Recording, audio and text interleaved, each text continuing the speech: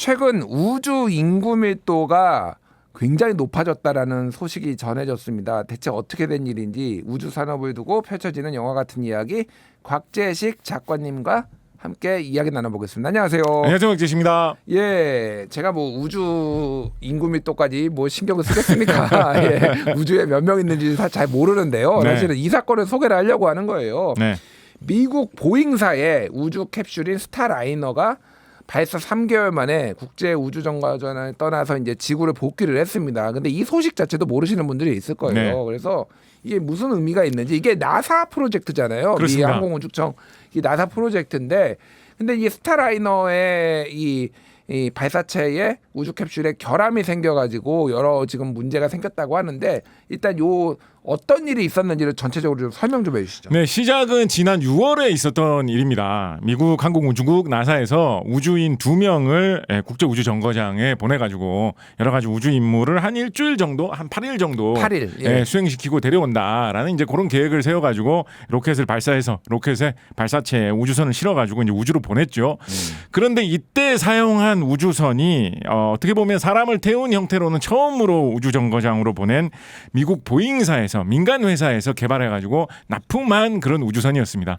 보잉사요? 우리가 뭐 옛날에 보잉 747 그 회사입니다. 그 네. 회사 맞는 건가요? 네. 그 회사 및 그 회사 자회사 이런 쪽에서 이제 책임을 지고 이제 보내는 것이었는데. 예. 잘 된 줄 알았어요. 그래서 성공적으로 잘 도착도 했습니다. 사람들이 도착을 해가지고 뭐 임무도 잘 수행을 했는데 그 도착하는 과정에서 우주 정거장에서 도착하는 과정에서 약간의 고장이 났다, 문제가 생긴 것 같다라는 발표가 곧 나왔습니다. 기사를 봐도 좀 모르겠다. 뭐 헬륨가스가 뭐 제대로 분출이 됐네 안 됐네 그러는데 이게 네. 뭐 뭔지 잘 모르겠더라고요. 네, 고장이 좀 나가지고 뭐 조금 더 소개를 드리면 이제 우주선, 뭐 로켓 이런 데서는 헬륨 기체를 굉장히 여러 가지 용도로 많이 사용을 합니다. 헬륨 기체가 아무런 화학 물질하고도 굉장히 화학 반응을 하지 않는 아주 안정된 물질이기 때문에 예. 그래서 이제 그 뭐 사람이 먹어도 뭐 웬만하면 괜찮다라고 해가지고 목소리가 예. 변하는 거 빼놓고는 별 문제가 없죠. 그래서 이제 예. 가끔 옛날에 무슨 예능 프로그램 같은 데서 들이마시는 것도 해보고 막 그랬잖아요. 예, 그래서 그만큼 안정한 물질이기 때문에 우주선이나 로켓에서 이렇게 뭐 폭발할 게 많은 그런 물질을 사용하는 데서 다른 물질을 어떤 밀어주는 용도, 다른 물질을 감싸는 용도, 뭐 이런 용도로 굉장히 많이 사용되는 물질인데 그게 좀 이렇게 누출돼가지고 새어나오는 게 관찰이 됐다라는 거예요. 그리고 우주선이 돌아다니면서 뭐 방향을 바꾸거나 속도를 조절하거나 이럴 때 뭐 흔히 이제 만화 같은 데서 이렇게 불 뿜으면서 우주선이 막 움직이지 않습니까? 예. 그 불 뿜는 역할을 하는 장치, 추진기라고 하는데 추진기가 여러 개가 달려 있거든요. 근데 그 중에 한두 개 정도의 문제가 생긴 것 같다라는 사실이 무사히 도착한 이후에 발견이 되었습니다. 예. 그래서 이제 무사히 우주인 2명이 도착은 했기 때문에 이제 당장 문제는 안 되는데 8일 동안 임무를 다 수행하고 그 타고 간 스타라이너라는 보잉사 우주선을 타고 이제 다시 지구로 돌아와야 되는데 돌아오려고 하니까 야 이게 가는 와중에 고장이 났는데 혹시 돌아오다가 더 큰 고장이 나면 그 상태로도 그대로 유지만 된다고 하면 돌아오는데 큰 문제는 없을 상황이었거든요. 예. 그런데 왜 고장 났는지 어떻게 고장 났는지를 확실하게 모르니까 혹시나 돌아오다가 더 큰 고장이 나면 우주인 2명의 안전에 문제가 생기는 게 아니냐라고 인명 피해가 발생할 수 있다. 네, 그럴 가능성 때문에 한 8일 만에 원래 돌아가야 되는데 못 돌아오고 그걸 계속 미루고 있었습니다. 검증이 될 때까지. 예. 그래서 원인이 뭔지 조사를 하고 지상에서 똑같은 걸 만들어서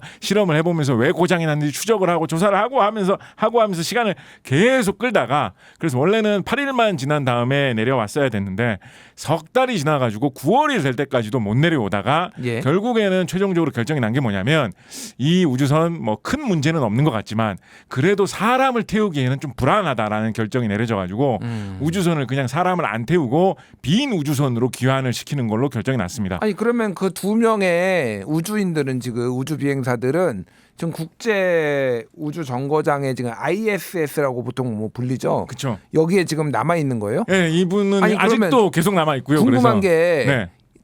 우발적으로 더 남게 원래 8일만 그렇습니다. 있으려고 했는데 이미 3개월이 있었고 그렇습니다. 지금 앞으로도 더 있어야 되잖아요. 앞으로도 이제 뭐 돌아가는 우주선이 도착할 때까지 본인 도시락은 다 싸가지고 지금 거기에 있는 건가요? 이 정도로 오래 걸릴 거를 생각하면서 도시락을 싸가지 않았기 때문에 예. 이제 딴 분들이 이제 먹을 도시락을 좀 대신 먹고 있는 그런 상황이고요. 그리고 이제 지상에서도 이제 이분들이 머무는 것까지 감안을 해가지고 이제 계속 물자를 보내줘야 되는 거죠. 또 물자를 또 보내줘야 되는 항상 거예요? 국제 우주 정거장은 거기에 사람들이 항상 머물 머물고 있거든요. 예. 90년대 활동 시작한 후부터 지금까지 사람들이 처음 들어간 후부터 거의 뭐 끊이지 않고 계속 머물러 있기 때문에 그러니까 뭐 중국 우주인도 있고 뭐 러시아 우주인도 있고 막 이렇게 다 섞여 있는 건가요? 그러니까? 그 좀 좋은 지적해 주셨는데 예. 러시아 우주인하고 미국 우주인들이 지금 머물고 있고요. 예. 일본 우주인들도 거기 가끔 머물 때가 있고 유럽 우주인들도 거기 가끔 머물 때가 있는데 예. 중국 우주인들도 우주정거장에 머물거든요. 근데 중국 우주인들은 이 ISS에 머물지 않습니다. 그때 당시에 참여를 안 했었거든요. 예. 그래서 중국 우주인은 유일하게 중국만의 자체 우주장을 중국은 띄워놨습니다. 우주정거장을. 그렇군요. 그래서 중국은 자기 나라 단독 우주정거장을 지금 운영을 하고 있거든요. 예. 그래서 그런 나라가 지금 전 세계 아무데도 없는데 중국에서는 그거 되게 자랑스러워하죠. 대단하네요. 그거는. 근데. 그래서 중국은 한 3사람 정도 따로 우주정거장을 꾸려가지고 머물고 있고요. 예. 이 지금 국제 우주정거장에는 러시아인들, 뭐 미국인들 중심돼서 머무르고 있는데 항상 사람이 여러 머물고 있기 때문에 정기적으로 뭐 물자는 계속 보내주거든요. 예. 근데 지금 얹힌 식구가 2명이 지금 늘어난 이런 상황이 되었고 지금 뭐 당장 돌아올 기약이 없습니다. 지금 현재 계획된 걸로는 이 사람들을 데리고 올 우주선을 지금 얼마 전에 지난주에 지금 도착해가지고 새로 도달한 상태이기 때문에 예. 이 우주선에 지금 빈자리를 만들어가지고 보내놨거든요. 예. 그래서 이 우주선이 임무를 다 수행하고 돌아올 때 그때 다시 귀환을 할 것으로 지금 예정이 되어 있기 때문에 예. 지금 그 계획한 대로 다 추진이 된다고 한다면 이 6월에 가가지고 원래는 한 일주일 정도 8일 정도 머무르고 올 예정이었던 이 2명의 우주인이 내년이 다 돼가지고 한 8개월 동안 우주에서 머무르다가 돌아올 그런 좀 이상한 사건이 지금 우주에 발생한 그런 상태입니다. 그렇군요. 그래서 제가 아까 전에 서두에 말씀드린 게 우주의 인구 밀도가 높아졌다라고 했는데 사상 처음으로 이 국제 우주 정거장에 19명이 복작복작되고 있다라는 거잖아요. 지금. 국제 우주 정거장만 해가지고 이제 19명 된 건 아니고요. 예, 근데 뭐 예. 그래도 뭐 19명이라고 해도 사실은 뭐 지구에는 80억이 사는데 지구 바깥에 우주에 뭐 19명이라고 해서 그렇게 많은 건 아닙니다만 그래도 우주에 동시에 사람 19명이 나와 있었던 상황이 지금까지 단 한 번도 없었습니다. 제가 착각했네요. ISS에만 12명이고 그렇습니다. 말씀하셨다시피 중국의 중국 우주 우주정거장도 정거장에 있었고 3명이 있고 그리고 지난달 같은 경우에 예. 다른 뭐 스페이스X에서 발사한 다른 우주선을 타고 우주에 나가 있던 사람들도 있었던 상황이 있었기 때문에 그렇군요. 다 합계를 내보면 총 19명이 우주에 있었던 그런 상황이 지난달에 한번 벌어졌었죠. 이게 역사상 가장 많은 사람이 우주에 나가 있었던 순간이고 예. 이런 상황이 벌어지는데 이 예기치 않게 2명의 얹혀 사는 우주인이 탄생한 이런 상황이 뭐 이유가 되었다라는 것인데 이 2명이 지금 얹혀 산다라고 하니까 뭐 약간 좀 객식구 같은 뭐 그런 느낌이 들 수도 있습니다만 눈치 보이지 않나요? 그러면? 그렇습니다만 이 우주인으로 선발돼서 2명이 가신 분이 윌모라는 분하고 윌리엄스라는 분 이 두 분 다 윌모 이분은 이제 환갑이 넘으셨고요. 환갑이 넘었어요? 네, 미국 분이신데 뭐 환갑을 따진다는 게 약간 이상하긴 합니다만 예. 환갑이 넘으셨고 이 윌리엄스라는 분도 이분 여성 우주인이신데 이분도 뭐 거의 환갑이 돼 가시거든요. 59세인가 뭐 그렇습니다. 아니 근데 보통 우주 비행사는 굉장히 젊고 근력이나 체력적으로도 강건하고 뭐 이런 분들은 선발을 해가지고 가고 한 40 중반 되면은 대부분 은퇴하고 이러지 않나요? 그것도 사실 조금 옛날 얘기고요. 물론 그래요? 이분도 이제 연배는 좀 높습니다만 제가 보기에는 우리 준일 선생님하고 예. 팔씨름 정도 하신다고 하시면 이분 아마 윌모 선생님 좀 약간 덩치도 좋으시기 때문에 비록 환갑 넘으셨다고 해도 이길 가능성 좀 있지 않을까. 체력도 좀 좋으시고 굉장히 높은 확률로 이길 겁니다. 예, 예. 무엇보다도 이분들이 경험이 많으세요. 특히 윌리엄스 같은 이분은 과거에도 우주정거장에 몇 번 갔다 오신 분입니다. 그래서 이분들이 베테랑이시고 과학적으로도 뛰어나시고 뭐 여러 가지 상황 판단 능력이나 적응력, 체력도 뛰어나신 분이기 때문에 객식구로 그렇게 갔습니다만 이 윌리엄스 같은 경우에는 지금 ISS 우주정거장에서 지금 지휘관으로 엊그저께 아니죠. 지난 주말에 우주정거장의 지휘관으로 이 러시아 우주인한테 아니 굴러 들어온 돌이 지금 그렇습니다. 커맨더가 됐다고요? 커맨더? 네. 그래도 이제 이분이 제일 유능하고 제일 예. 경험도 많고 뭐 연배도 뭐 경력도 많으시고 이러신 분이기 때문에 예. 어떻게 보면 지금 지상에서는 지구에서는 미국에서 보내준 무기로 우크라이나가 러시아를 공격하고 있는 이런 상황인데 우주에서는 또 그것과 상관없이 러시아 우주인이 국제 우주정거장을 잘 부탁한다라고 하면서 이 미국 우주인인 윌리엄스한테 이 지휘봉을 넘긴 그런 상황도 지금 벌어지게 되었습니다. 일단 지휘관이 됐으면은 본인의 배식에 대해서는 문제가 없겠네요. 일단 배식을 되게 중시하시는군요. 네, 먹는 그렇습니다. 게 제일 중요하잖아요. 그렇습니다. 예, 네. 알겠습니다. 네. 근데 문제는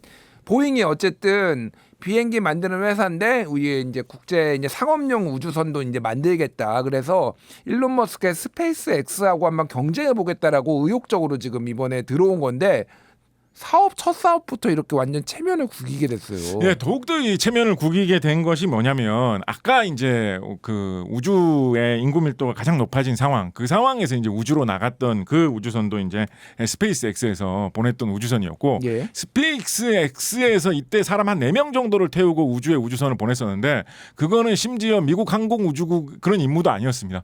스페이스 X에서 다른 그냥 사기업 사람들 그냥 일반 민간인들하고 같이 우리 한번 우주에서 뭐 우리끼리도 한번 실험해볼까 하면서 나갔던 거였는데 그때 당시에 민간 이런 우주 비행사를 이용해서 우주 유영도 성공하고 이래서 그때 당시에 기술적인 어떤 성공으로 굉장히 화제가 되었었는데 예. 마침 그럴 때 보잉에서는 우리 우주선이 잘못돼가지고 우주 미아처럼 되어버린 사람이 2명 얹혀 살게 되었다. 뭐 이런 게 계속 소식으로 나오게 되었거니와 비교가 너무 됐군요. 네, 이게. 더군다나 더욱더 이게 좀 안 좋은 상황인 게 아까 이제 이 2명의 객식구를 데려오기 위해서 우주선을 지금 추가로 보내가지고 내년 연초에 이제 데려온다라고 말씀드리지 않았습니까? 예. 이 데려오는 우주선도 이 스페이스X의 드래곤 우주선이 가가지고 지금 우주 정거장에 아주 무사히 잘 도착해가지고 지금 있는 상황이거든요. 아, 그래서 그러니까 이게 지금 스페이스X의 우주선이 ISS에 가가지고 거기에 나름대로 임무를 수행하는데 그게 내년 2월까지고 거기에 빈자리에 2명 태워서 이렇게 같이 그렇습니다. 귀환한다 이런 거예요. 그래서 아주 짧게 요약하면 보잉이 우주선을 멋지게 선보이려고 했었는데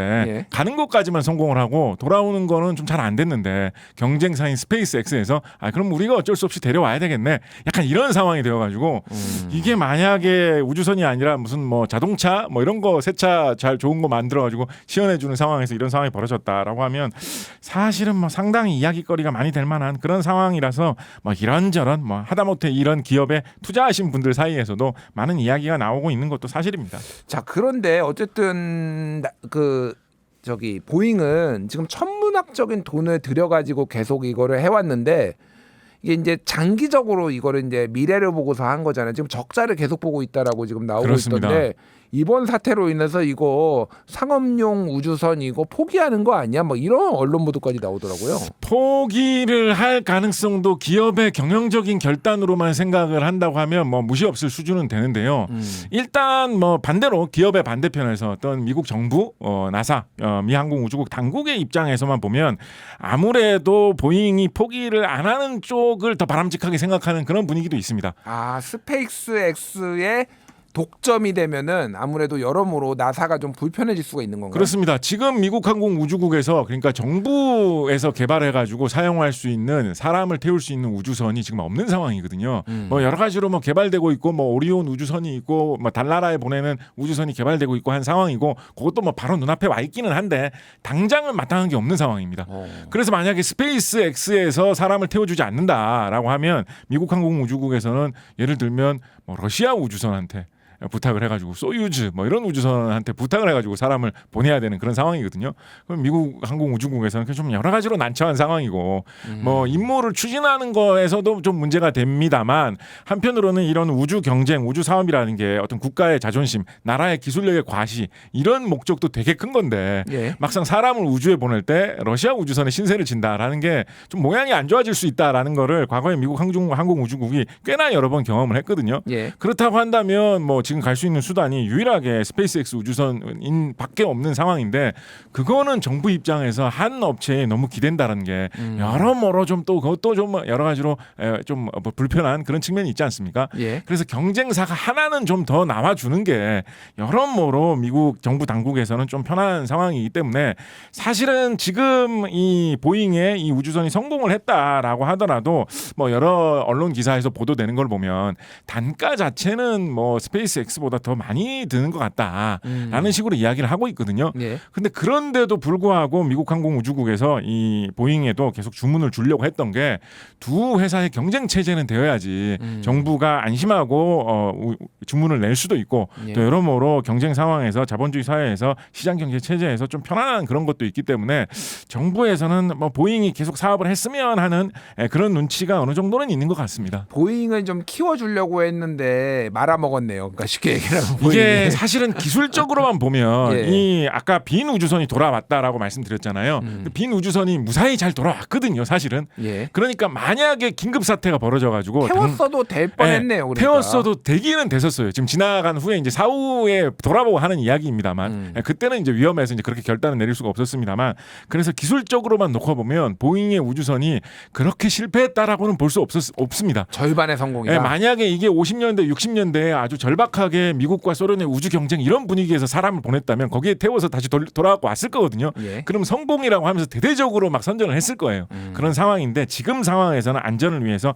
포기한 그런 상황이기 때문에 알겠습니다. 기술적으로 보면 사실 의미가 없지는 않은데 이게 예. 딴 회사하고 비교를 해서 보다 보니까 좀 이런 상황이 되었습니다. 자, 시간적으로 많지가 않아서 항공 얘기 좀 해볼게요. 네. 지금 상업용 우주선이 이제 경쟁 시대가 됐는데 우리나라도 지금 달나라에 이제 뭐 우주선 보내겠다 막 이런 얘기 나오고 있는데 달나라의 무인 탐사선은 지금도 가서 돌고 있습니다. 지금도 돌고 있나요? 네, 지금도 활동하고 있습니다. 어쨌든 네. 아르테미스 프로젝트인가 뭐 이런 얘기도 나오고 있는데 일단 한국이 이제 앞으로 여기에서 어떤 역할을 할 수 있는지 좀 궁금해요. 사실 한국이 할 수 있는 역할이 굉장히 많이 있습니다. 지금 우주로 보내는 비용도 굉장히 많이 싸진 상태고 예. 또 우주에 보내서 뭔가를 할 수 있는 그 기구 자체도 무게가 더 작고 가벼워졌기 때문에 IT 산업의 발전으로 뭐 인공위성을 보낸다라고 하면 예전에는 큰 인공위성을 보내야 할 수 있던 일을 지금은 조그마한 인공위성을 보내도 할 수 있기 때문에 더욱더 비용이 적어진 상태거든요. 예. 그래서 우주에서 뭐도 해보자 뭐 통신위성도 예전처럼 한두 개 보내는 게 아니라 한 10개쯤 보내보자 별의별 제안들이 많이 나오고 있는 상황입니다. 근데 우리나라가 대표적인 IT 강국이지 않습니까? 예. 근데 IT 제품, 전자제품 중에 가장 단가가 비싼 거라고 하면 많이들 얘기하는 게 인공위성이거든요. 사실은 인공위성도 따지고 보면 커다란 전자제품이기 때문에 우리나라에 인공위성을 생산하는 회사도 있고 뭐 상장도 되어 있어서 거기에 투자하시는 분들도 많이 있죠. 그래서 우리가 IT 강국인 만큼 이 우주산업 시대에 인공위성을 개발해가지고 다양하게 판매하고 응용하는 산업 더 해볼 만하다. 인공위성 자체를 판매하는 것도 해볼 수 있고 인공위성에 들어가는 여러 가지 뭐 반도체라든가 센서라든가 인공위성 하면 우주에서 사진 찍는 기능 이런 걸 제일 크게 보지 않습니까? 예. 근데 뭐 우주에서 사진 찍으려면 디지털 카메라 같은 걸로 찍을 텐데 디지털 알겠습니다. 카메라 센서 만드는 것도 우리나라가 뭐 상당한 강국이거든요. 그래서 여러 가지 산업 분야에서 우리나라가 해볼 일은 많지 않은가 싶습니다. 알겠습니다. 뭐 발사체뿐만이 아니라 관련된 산업들을 우리가 또 이용할 수 있다 이렇게 해주셨습니다. 오늘은 곽재식 작가님과 함께 보잉의 스타라이너 이슈 그리고 우주 산업 이야기 나눠봤습니다. 작가님 감사합니다. 감사합니다.